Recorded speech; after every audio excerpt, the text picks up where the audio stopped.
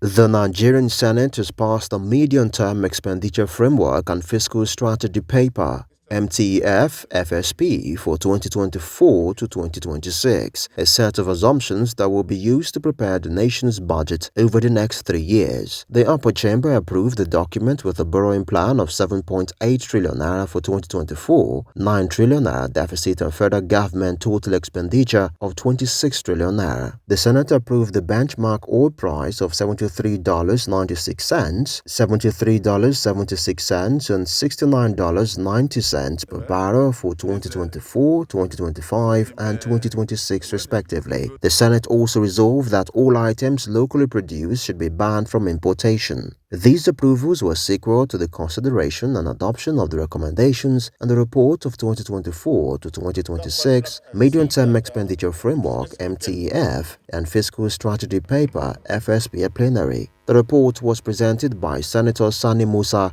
and considered by the Committee of Supply and adopted in plenary. Gross domestic product growth rate will be 3.76%. Inflation growth rate will be 21.40%.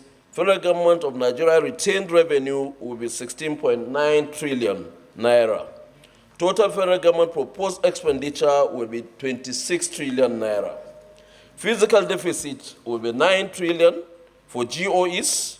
New borrowings will be 7.8 trillion naira, including foreign and domestic borrowing. In the area of waivers, in 2024 alone, they have provided for 2.7 trillion waivers. Who are the beneficiary of these waivers? What did they tend to achieve?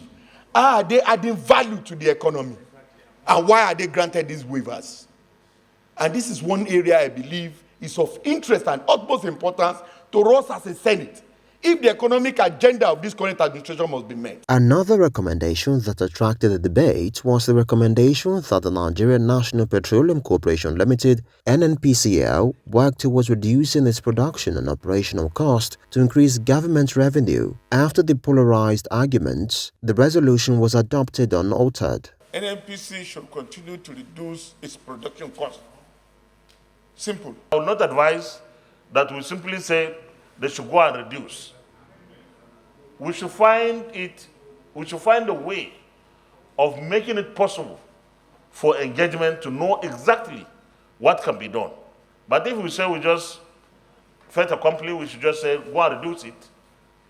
How do we know? After the debate that lasted for about 5 hours, Senate President Godswill Akpabio announced an approval for 2024 to 2026 MTEF FSP. The oil price benchmark of $73 per barrel of crude oil, 1.78 million barrels per day, and sustained as contained in the MTEF FSP document. Special intervention recurrent of 200 billion naira, special intervention capital of 7 billion naira, and an exchange rate of 700 naira to a US dollar. Among the recommendations is that all tax waivers not directly linked to the non-governmental and non-profit organizations should not be granted, and investigations conducted in all tax waivers from 2015 to date by the relevant committees of the Senate.